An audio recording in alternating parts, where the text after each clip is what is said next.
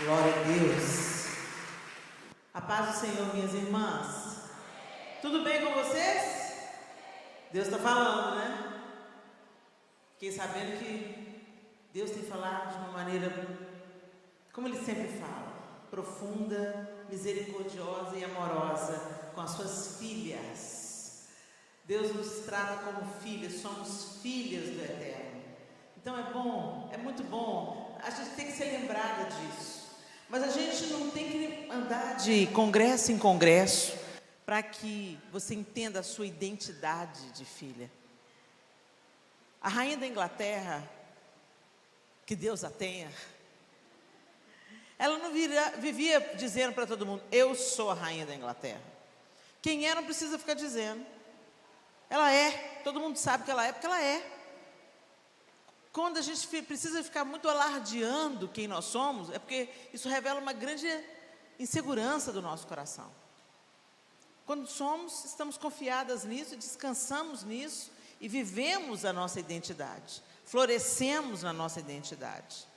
Então eu quero que você tenha isso em mente primeiramente. Pessoal do som, vocês podem colocar um pouquinho de retorno para mim, que eu estou ouvindo só o retorno da plateia, aí fica um pouco desconfortável para mim. Eu fico sem saber se eu estou gritando na orelha de vocês. Obrigada, muito obrigada. Deus abençoe você.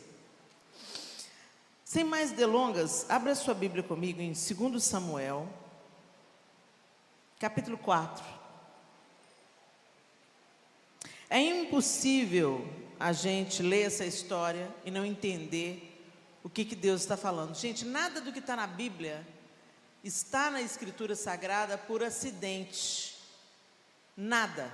Tudo que está na Bíblia, a Bíblia é uma narrativa linear. Ela foi escrita num período de aproximadamente 1.500 anos, por 40 autores diferentes, em épocas diferentes. Entretanto, ela tem uma mesma narrativa que aponta para o Messias de Deus. Então, desde Gênesis, quando Deus chama Abraão para fundar, através de Abraão, um povo, o Senhor já está construindo um povo de onde Ele traria o Messias. E a princípio, o povo de Israel pensava que era o Messias apenas para si, mas Deus tinha um plano de atender, de alcançar, de estender a salvação aos gentios, ou seja, a nós que não somos judeus. Então, desde Gênesis, você vai vendo todas as coisas apontando para o Messias de Deus. E quando a gente entende que a Bíblia é uma única narrativa sobre o plano de Deus para a humanidade, a gente se encanta, se apaixona. E é impossível a gente fragmentar a Bíblia e acreditar que o que está aqui está desconexo do geral. Não está desconexo. Todas as coisas estão conectadas. E quando a gente começa a estudar a Bíblia de uma maneira mais intencional, a gente fica deslumbrado e cada vez mais apaixonado por Deus. Eu vou pedir autorização de vocês para usar uma tradução nova. É a nova tradução na linguagem de hoje, a NTLH. Eu tenho usado muito a NTLH. A última vez que eu li a Bíblia toda, eu li nessa linguagem, a NTLH, e eu me apaixonei ainda mais, porque é uma linguagem que a gente entende perfeitamente, né? Às vezes nas outras linguagens você tem que fazer um esforço assim, mas peraí, deixa eu voltar nessa frase aqui, o que é que estava querendo dizer? A NTLH, ela é clara, a linguagem é muito acessível, então assim, dá ainda mais espaço para a gente se deliciar, se banquetear na presença de Deus. E eu vou pedir vocês a licença para ler os textos que eu vou ler aqui nessa tradução, a nova tradução da linguagem de hoje, NTLH. Em 2 Samuel, no capítulo 4, deixa eu voltar lá, no verso 4, narra um episódio. Quando Saul e Jonatas foram mortos em Jezreel, Mefibosete, filho de Jonatas, tinha 5 anos de idade.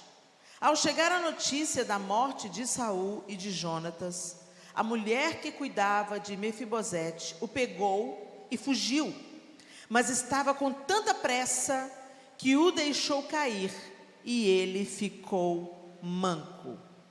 Em outras traduções diz aleijado, ok? Essa história nós todos conhecemos, mas não fica com preguiça não. Vem comigo na construção desse texto. Agora vai comigo para 2 Samuel, capítulo 9. Mesmo livro, no capítulo 9. Certo dia, Davi perguntou: será que alguma pessoa da família de Saul ainda está viva? Se está, eu quero fazer alguma coisa boa para essa pessoa por causa de Jonatas. Havia um empregado chamado Ziba, da família de Saul. Alguém lhe disse que fosse falar com o rei Davi. Você é Ziba? Perguntou o rei. Sim, sou eu mesmo, às suas ordens, respondeu ele. E o rei lhe perguntou: ainda existe alguém da família de Saul para quem eu possa fazer alguma coisa boa, como prometi a Deus? Ziba respondeu: sim, existe um filho de Jonatas. Ele é aleijado dos 2 pés.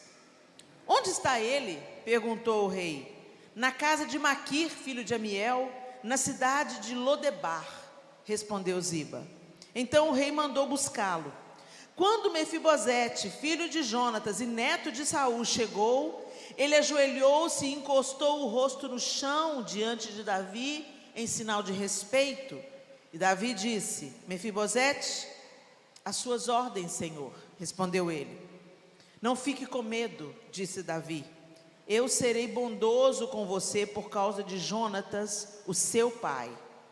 Eu lhe darei de volta todas as terras que pertenciam ao seu avô Saul, e você será sempre bem-vindo à minha mesa. Mefibosete se curvou novamente e respondeu: eu não valho mais do que um cachorro morto, porque o Senhor é tão bondoso comigo. Então o rei chamou Ziba, o empregado de Saul, e disse: eu estou devolvendo a Mefibosete, o neto do seu patrão, tudo que pertencia a Saul e a sua família. Você, os seus filhos e os seus empregados cultivarão a terra para a família do seu patrão Saul e farão a colheita para que eles tenham comida. Mas Mefibosete comerá sempre à minha mesa. Ziba tinha 15 filhos e 20 empregados. Ele respondeu: farei tudo o que o Senhor mandar. Daí em diante, Mefibosete passou a comer junto com o rei, como se fosse filho dele. Mefibosete tinha um filho pequeno chamado Mica. Todos os que eram da família de Ziba se tornaram empregados de Mefibosete. Assim, Mefibosete, que era aleijado dos 2 pés, ficou morando em Jerusalém e todos os dias comia junto com o rei. Vamos até aí. Até aí você se lembra dessa história, amém? A maioria aqui deve conhecer essa história. Davi foi chamado por Deus e ungido por Deus para ser rei sobre Israel. Mas Saul, seu antecessor, que já havia feito o que era mal perante os olhos do Senhor, tinha inveja de Davi e começou a perseguir Davi por inveja, e perseguiu Davi por muitos anos, injustamente, por inveja. Deus permitiu que Saul perseguisse, mas Deus não é Deus justo, Helena? Como é que Deus permitiu que, mesmo tendo ungido Davi e rejeitado Saul, por que Deus permitiu que Saul perseguisse Davi? A escola de Deus é assim. Para Davi assumir o trono, ele tinha que ser treinado. E nada melhor para ser treinado do que você aprender o que não fazer quando você ocupar aquele lugar. Então, às vezes, a gente não está entendendo porque que a gente passa algumas tribulações, algumas angústias, algumas faltas, algumas ausências. Se você tem se colocado diante de Deus e vivido diante dele, eu quero te dizer, a necessidade que você passa, a falta que você passa, os problemas que você enfrenta, são treinamento, são material para você não fazer ao outro aquilo que fizeram com você, para você não perpetuar uma dor, para você não abusar de autoridade quando Deus te colocar numa posição de autoridade, para você continuar dependendo de Deus e esperando de Deus mesmo quando você prosperar. Então Deus sabe como é que Ele refina cada um de nós na sua individualidade. Deus permitiu que Saul perseguisse Davi, porque Davi precisava desse treinamento. Se ele ascendesse o trono na sua imaturidade, ele podia perpetuar ainda mais a dor, a falta e ser um péssimo rei para Israel. E Deus tinha todo o interesse de tratar da família de Davi, porque da descendência de Davi viria quem? O Messias. Jesus viria da descendência de Davi. Então Deus estava passando Davi a limpo através da perseguição de Saul. Vocês podem ver que Davi depois foi entrar para uns outros caminhos de erro, mas ele não repetiu os erros que Saul cometeu. E entre os dois havia uma grande diferença, o que fez Deus chamar Davi de um homem segundo o seu coração. Toda vez que Saul pisava na bola e era corrigido por Deus, ele falava assim: não, mas não fui eu. Não, mas eu fiz o quê? Eu fiz algo melhor. Não, eu não matei para trazer sacrifícios para o Senhor. Não, ele sempre se esquivava da culpa. Davi não. Davi fala: ah, Senhor meu, minha seja a culpa, eu pequei diante de ti e fiz o que é mal perante os seus olhos. Davi imediatamente assumia a responsabilidade, caía na real, se arrependia e pedia perdão. Então Deus não espera que a gente seja perfeito, mas Deus espera que quando a gente erre, que a gente se arrependa, peça perdão e mude de caminho. Deus resiste ao soberbo, mas aos humildes Ele concede a sua graça. E aí, Davi estava fugiu a vida toda, né? Fugiu um longo espaço de tempo, se escondendo em caverna, se esgueirando, fugindo como se fosse um criminoso, porque o rei havia surtado. O rei mandou passar a fio de espada até todos os sacerdotes, porque ele julgou que haviam beneficiado Davi. E uma série de absurdos, Saul foi fazendo absurdo atrás de absurdo, apesar de Jonatas, seu filho, ser fiel, ser leal a Davi, mas também não traiu seu pai, ficou do lado do seu pai, e os dois morreram juntos. E Davi e Jonatas tinham uma amizade, um selo, uma aliança de amizade, uma das mais lindas que a gente pode ver na Bíblia. E na hora que eles se despedem, Jonatas diz para Davi: você vai ser rei, mas eu não posso trair o meu pai.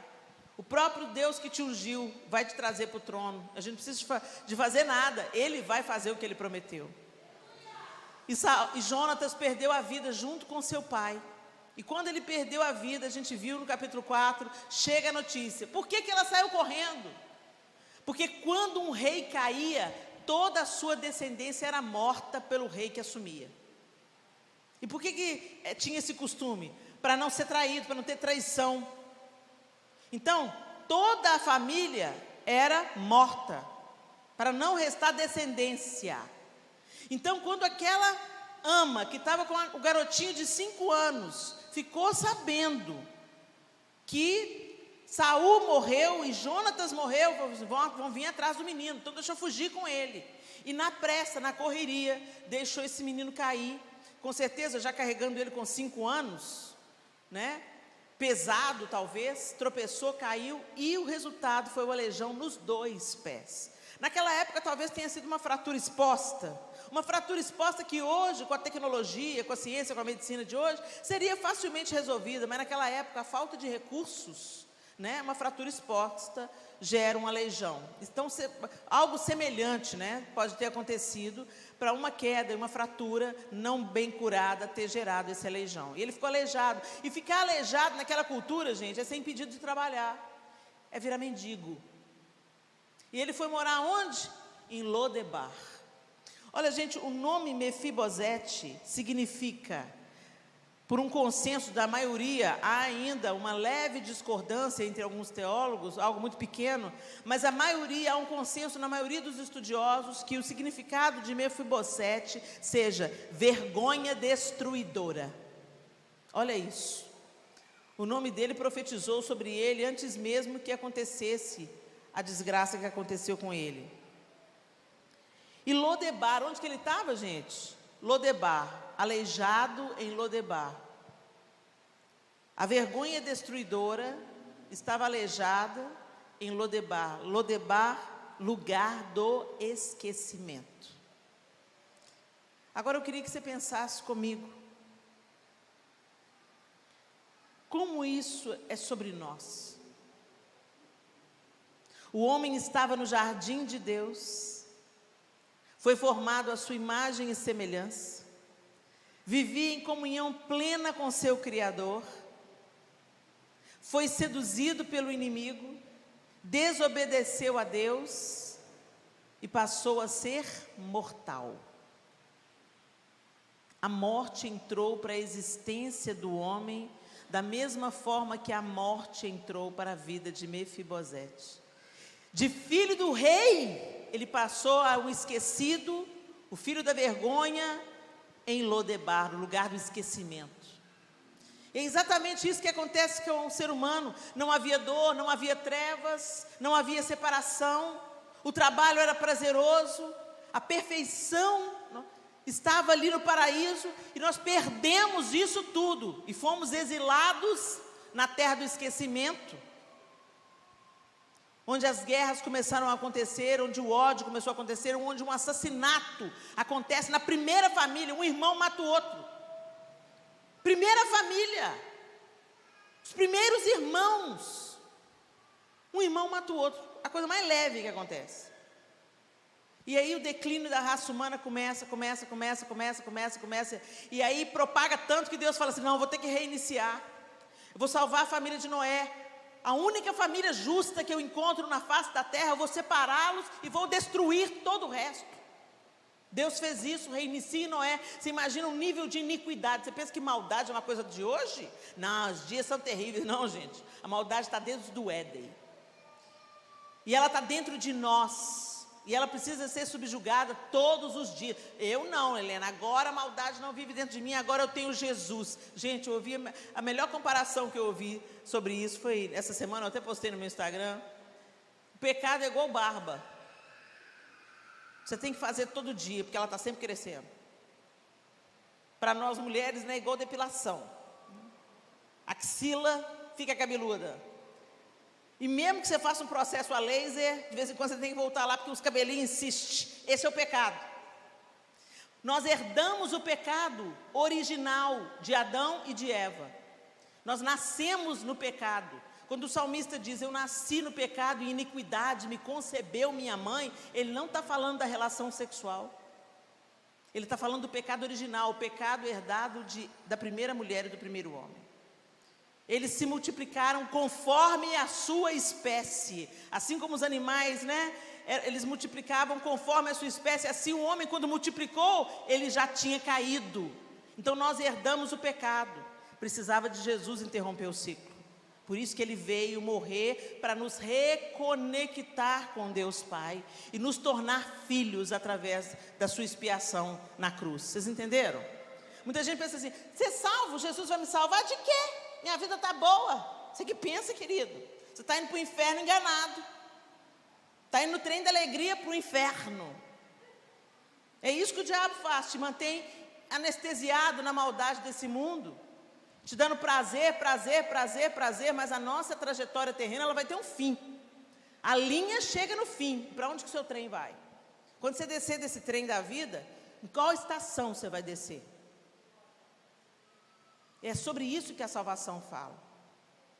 E aí, Davi, ao invés de procurar saber, restou alguém ainda? Deixa eu me livrar dele, para que eu não tenha mais aflição e amanhã venha alguém vingar Saul, herdando a inveja do seu avô ou do seu pai. Tem algum descendente de Saul ainda vivo? Ah, tem Mefibosete. O que Davi faz? Davi é uma das prefigurações do Messias, né? No Antigo Testamento, Davi prefigura o próprio Jesus. Ele anuncia quem Jesus seria. E Davi manda chamar o neto do seu perseguidor. Para vingar? Não, para estender graça. E o que Deus fez com a gente? Tem lugar na mesa, pode se assentar. O rei nos chamou para a mesa, mesmo aleijados pelo pecado.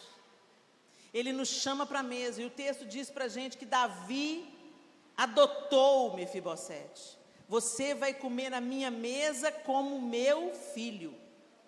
Você, filho de Jonatas, então a partir de agora, você vai ser meu filho. A identidade que nós perdemos no Éden, a imagem de Deus que foi distorcida em nós pelo pecado, foi regenerada em Cristo Jesus.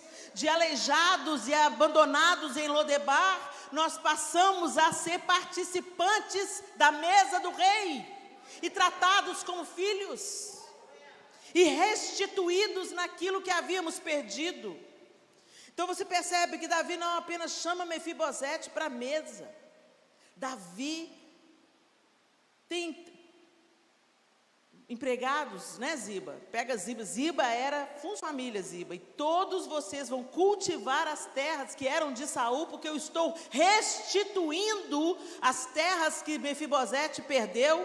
Quer dizer, ele estava no lugar da miséria, no lugar do esquecimento, e ele é restituído em toda a herança do seu avô. Ele herda novamente as terras de seu avô. E Davi manda Ziba, que servia a Saul, passar a servir ao neto de Saul, a Ziba, e fala: cultive as terras para que nunca falte provisão, para que eles tenham colheita, mas mesmo que ele tenha toda a riqueza e toda a colheita e tudo que ele precisa, ele vai comer na minha mesa. A história podia acabar aí, que a gente já ficava feliz, não é? Mas não acaba não. Vai lá pelo capítulo 2 Samuel, capítulo 16.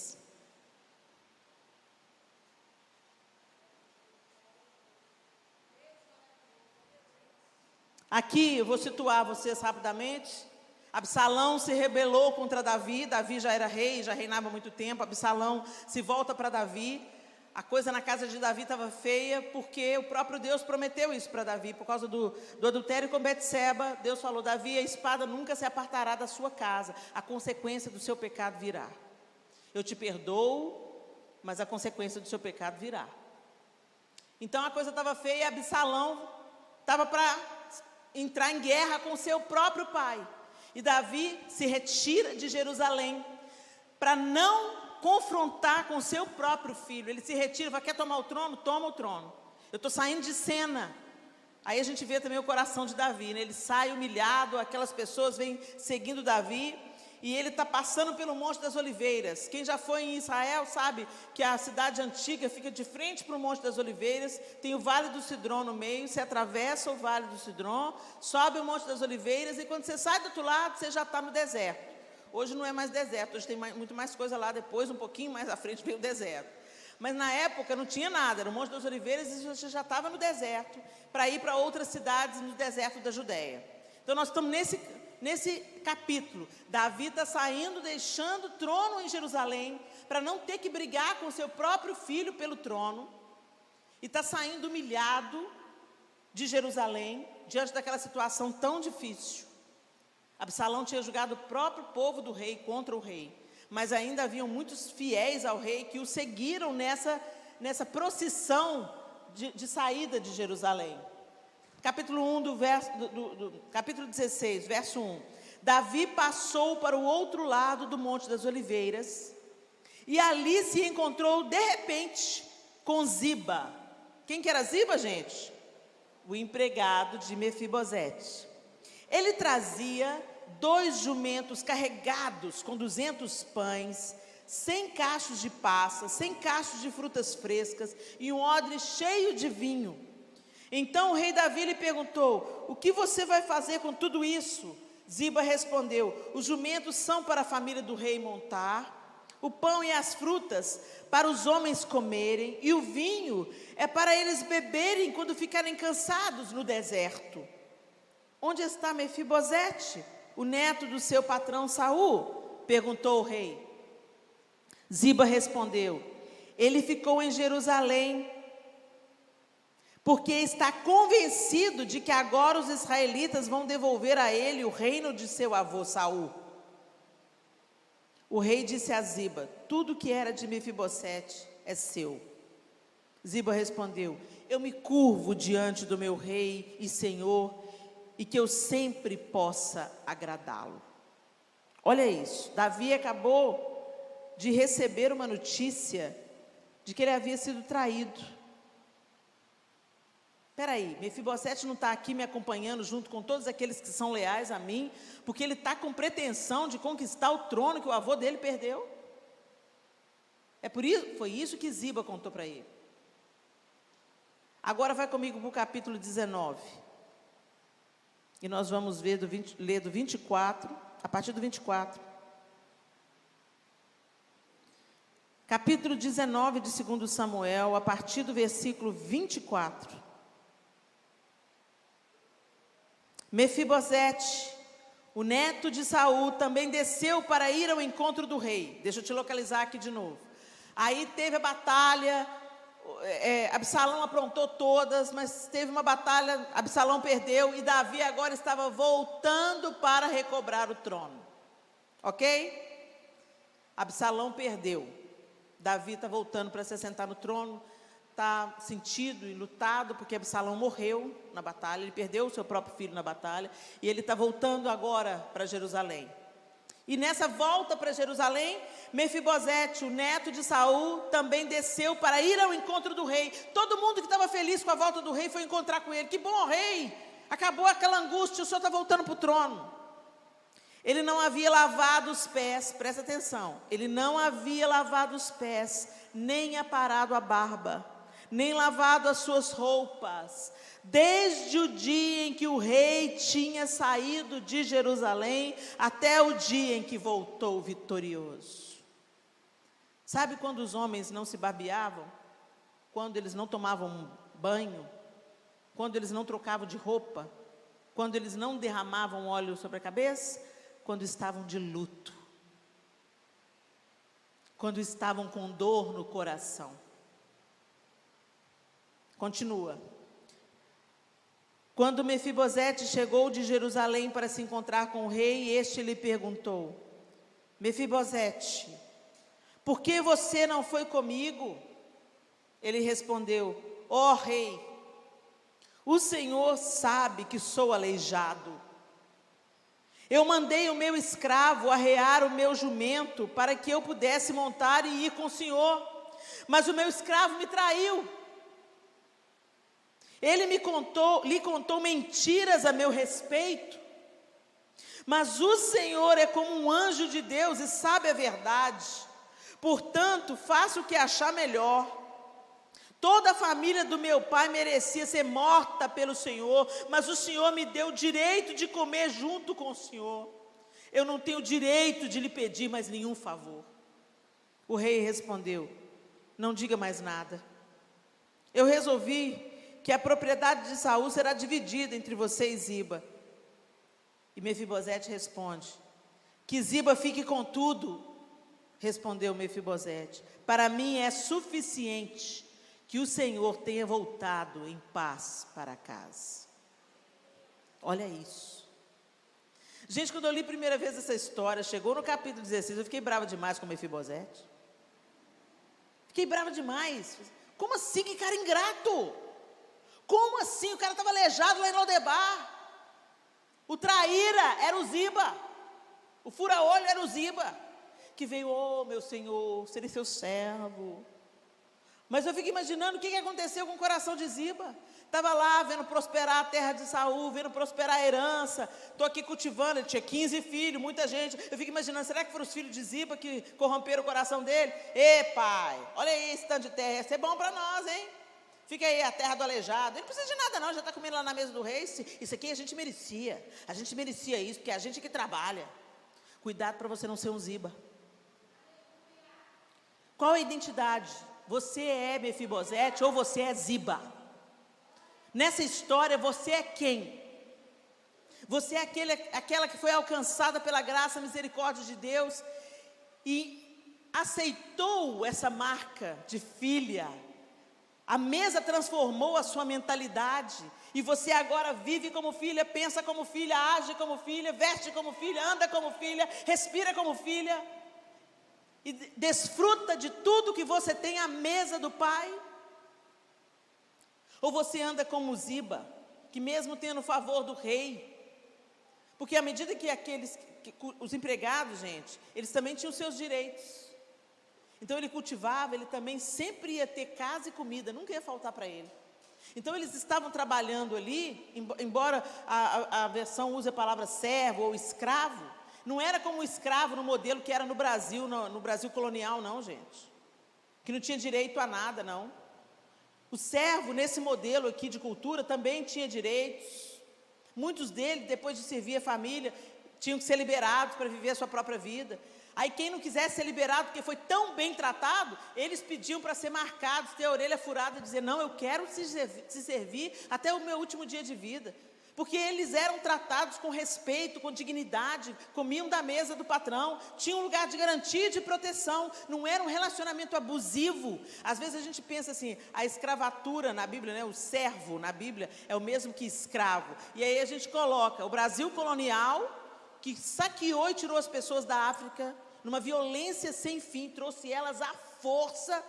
Não, muitas vezes a posição de serva, a pessoa era tida como serva, acolhida como serva, porque ela era miserável, ela não tinha o que comer, ela não tinha onde morar, então ela se tornava serva daquelas pessoas que tinham mais condição, e esse senhor tinha que proteger os seus servos, tinha que alimentar os seus servos, tinha que dar dignidade para esses servos, para eles não mendigarem o pão na rua.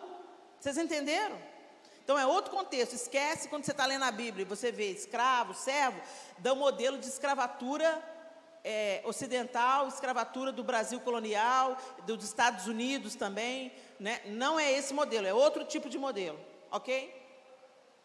E aí, aqui, Davi fala para Ziba, Ziba, é como se Davi tivesse dado para Ziba um empregão. Você vai cultivar a terra, vai nunca faltar pão para a família, e também não vai faltar nada para a sua família. Ele tinha que alimentar 15 filhos, você acha que era fácil? Então ele estava ganhando um privilégio também, ele estava servindo, ele estava trabalhando, mas ele também estava se sustentando, se mantendo e vivendo dignamente. Mas não foi suficiente para Ziba. De repente ele começou a cobiçar o lugar do filho, da mesa, e ele vem e engana e mente, exatamente como Satanás faz. Ele mente. Agora, quando o capítulo 19 chegou, foi um grande alívio para mim. Eu fiquei tão brava no 16, quando chegou no 19, eu falei assim, que bênção! Quando ele ficou sabendo que Davi foi embora, ele entrou em luto. Ele deve ter entrado em luto por 2 motivos. Primeiro, porque Davi estava passando aquela situação, ele ficou totalmente vulnerável, o que vai ser de mim daqui por diante? E segundo, por ser traído pelo seu próprio funcionário, que tinha servido seu pai e seu avô. Quer dizer, o cara que estava na família, ó. E Davi fala assim, então agora, Davi não podia voltar atrás na sua palavra. Já tinha dado as coisas para Ziba. E ele fala assim, eu vou dividir então, metade fica para você e metade fica para Ziba. Olha o caráter desse homem. Eu não estou interessado em dinheiro. Eu não estou interessado em terra.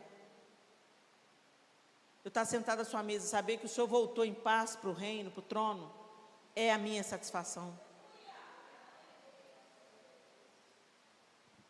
Quando a gente olha para a história de Mefibosete, a gente se identifica tanto, como eu já disse aqui. Nós estávamos mortas nos nossos delitos e nos nossos pecados. Nós não somos boas, gente, nós somos más. Ah, não, Helena, não é bem assim, não. Não é não? Deixa eu te perguntar uma coisa. Se você voltar para casa agora e tiver um estuprador lá ameaçando sua filha, e a única esperança para ele não fazer mal à sua filha é você matar ele, você vai deixar ele vivo? Mas Jesus não falou que é para amar o inimigo? Que é para oferecer a outra face? Que é para caminhar a 2ª milha? Nós não somos bons, não. A misericórdia de Deus que tem nos livrado dos extremos, das situações extremas que arrancam, que faz a nossa natureza perversa vir à tona, porque ela está lá, e ela tem que ser subjugada todos os dias pelo poder do Espírito Santo, este selo que nós recebemos para não vivermos escravos da nossa velha natureza, mas protegidos agora até aquele grande dia em que nós seremos como Jesus é. A Bíblia diz que nós o veremos e seremos como Ele é, a plenitude da santificação. A plenitude, porque hoje nós caminhamos buscando a santificação. Estamos sendo aperfeiçoados em Deus, estamos pedindo, Espírito Santo, forja Jesus em mim, me dá o olhar de Jesus, me dá a doçura de Jesus, me dá a autoridade de Jesus, me dá o abraço de Jesus, o filho primogênito. Eu também sou como filha, então eu quero, Senhor, essas qualidades do seu caráter forjadas em mim. Isso é santificação. Mas mesmo no processo de santificação, nós fraquejamos, nós escorregamos, nós duvidamos. Mas o Senhor vem. Eu aprendi com o meu pastor Márcio Valadão, é meu pastor há 33 anos. Ele me ensinou uma coisa: santo não é quem nunca peca, mas é aquele que toma banho todo dia. Ele não está entregue à sujeira, ele não se conforma com o pecado. Ele faz a barba, né, na perspectiva dos homens, né? Ele faz a barba, ele não está entregue. Na nossa perspectiva, a gente faz a depilação, a gente não está entregue. O pecado todo dia é subjugado. Não, eu não vivo escravo do pecado, eu não vivo, ele vem querendo crescer de novo. Não, Senhor, me ajuda. Mas vai chegar um dia, gente, em que essa briga entre o homem carnal e o homem espiritual vai acabar. E é isso que a gente quer, vem Jesus, porque a gente quer ficar livre dessa carcaça fedorenta, cheia de pecado, e receber um corpo glorificado, que vai ser como o Senhor é, e que vai receber o download de toda a sabedoria que o Senhor tem, e no nosso coração não vai ter mais vaidade, nem comparação para ver, nossa, como é que você é linda, eu sou melhor do que você, não vai ter nada disso, isso vai ser extirpado da nossa vida para sempre, nós seremos como os anjos. Jesus disse assim, lá não se casam nem se dão em casamento, serão como os anjos, haverá plenitude. E tudo que abastece a gente hoje aqui, tudo que é sagrado, como o casamento, por exemplo, ele é apenas um paliativo, porque a alegria que a gente vai sentir no encontro com Jesus, a noiva e o noivo, toda a nossa necessidade, carências e sonhos, tudo vai ser saciado, tudo vai ser concretizado. Nem olhos viram, nem ouvidos ouviram, nem jamais penetrou no coração humano do que Deus está preparando para nós. É coisa muito boa, é coisa que a gente nem faz ideia, e é para lá que a gente está caminhando. Mas enquanto estamos caminhando para lá e ainda não alcançamos, hoje já somos filhas. Hoje já vivemos como filhas. Nós já fomos retiradas de Lodebar, esse mundo porco, imundo. O mundo vai se contaminando cada vez mais. E quando eu falo mundo, eu não estou falando da natureza não, tá, gente? Tem uma coisa linda no mundo. A natureza criada por Deus, é lindo. Tem muita coisa legal no mundo, tem muita coisa bacana no mundo. As coisas que Deus criou para o nosso deleite. O vento, o mar, as árvores, as frutas, as cores, os perfumes, tanta coisa maravilhosa que está aí no mundo. Quando eu falo mundo aqui, eu estou querendo dizer o mundo distanciado de Deus, o homem caído, o homem perverso, o homem que não quer aceitar a graça que lhe foi oferecida, com tanta bondade, misericórdia e amor, sangue derramado, que os homens continuam rejeitando e zombando. Deus te tirou desse mundo, minha linda. Você não é mais... pois é, eu entendi, eu aceitei. Deixa eu te falar uma coisa. O Espírito Santo te convenceu. Até para a sua salvação, foi Deus que foi lá te buscar. Não se acha muito boa não, porque eu sou salva, eu entendi, eu escolhi. Se enganou. Deus foi lá e te buscou.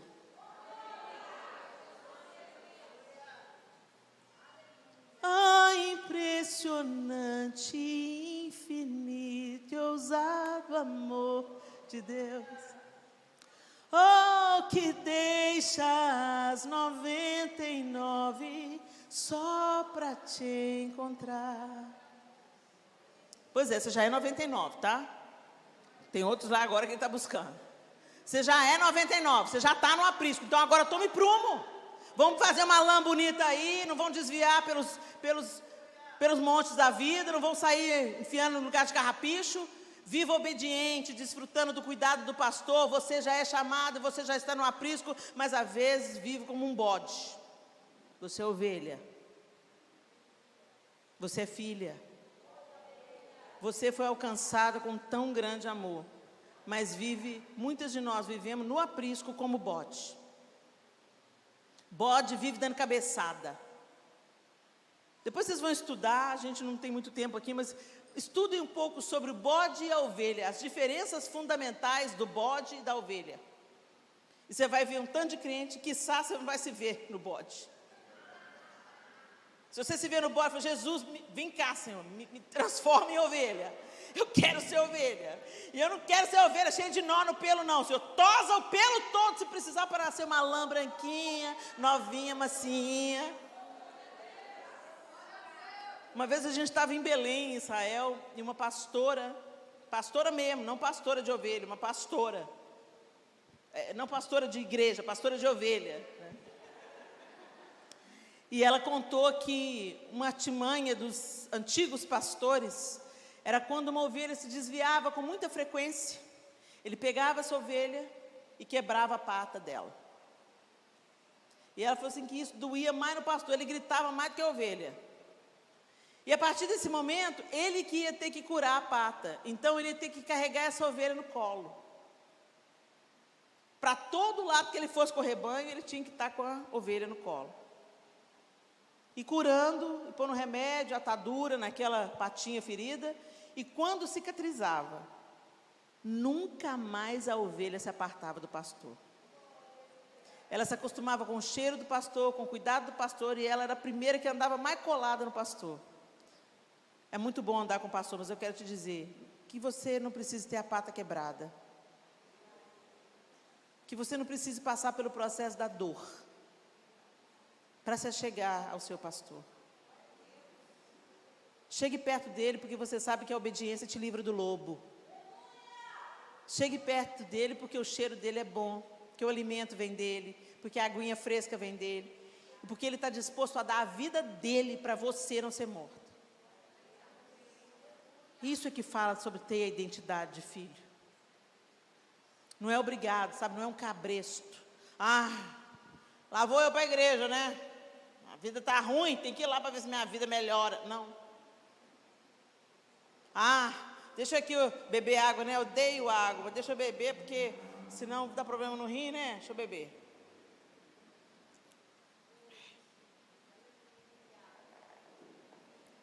Quantas pessoas ficam enfermas e tudo que elas queriam era poder beber água.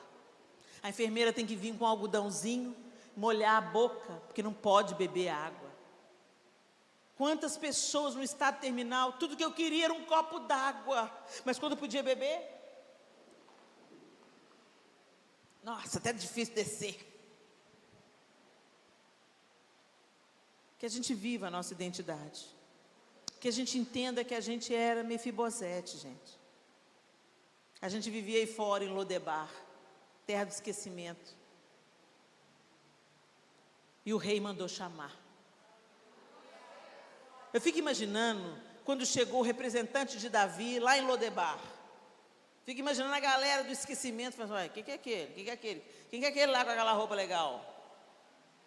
É representante do rei. O que o representante do rei veio fazer aqui? O que um cara com o selo do rei veio fazer aqui em Lodebar? Você sabe onde mora Mefibosete? Ixi, Davi vai mandar matar.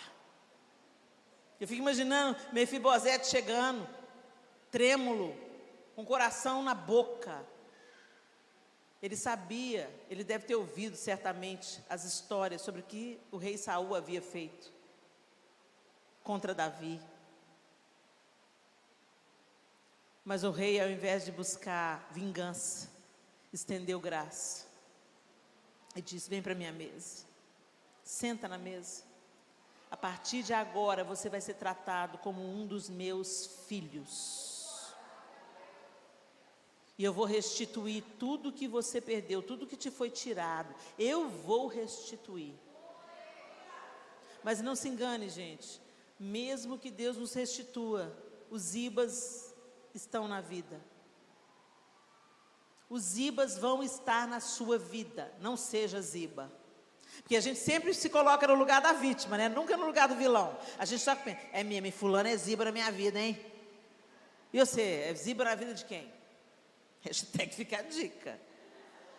Não é para você dar nome para nenhum Ziba, mas entender quando o Ziba chegar na sua vida, que eles estão previstos. O mundo é mau. As pessoas que não se ajuntam com Deus, espalham. Quem conosco não ajunta, espalha. Foi o que Jesus disse. Quem não está com a gente vai fazer o contrário. Fato. Mas quando chegar um Ziba na sua vida, que você não pragueje, que você não entre em demanda com ele, mas que você se humilhe diante do Rei e se alegre na presença do Senhor. Porque é fácil a gente louvar o Senhor quando está tudo bem, não é? Os filhos estão tudo na casa do Senhor, ô glória! Dinheiro está na conta, ô glória! A saúde está tudo negativo, colesterol está bom, triglicéridos está bom, não tem tumor nenhum, ô glória! Aquela massa esquisita no útero, não era nada, era um cistozinho de nada, tomou remédio, murchou, ô glória! Mas quando as coisas acontecem o contrário, quando o rei aparentemente vai embora, quando você volta a ter a sensação de que está abandonado, desterrado, como certamente Mefibosete teve, vá para a presença do rei e adore. Mesmo quando não posso entender, minhas lágrimas me impedem de te ver. Teus caminhos são mais altos que os meus, teus mistérios mais profundos do que eu. Te adoro, Senhor. Calo meu coração e me prostro. Te adoro, Senhor. No dia mau quero proclamar. Confio em teu amor que não mudará.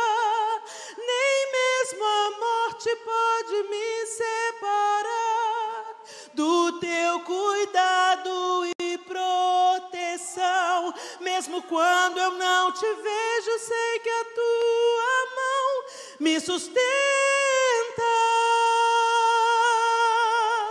Não temerei más notícias, não temerei más notícias, mesmo no vale da sombra da morte, comigo tu estás,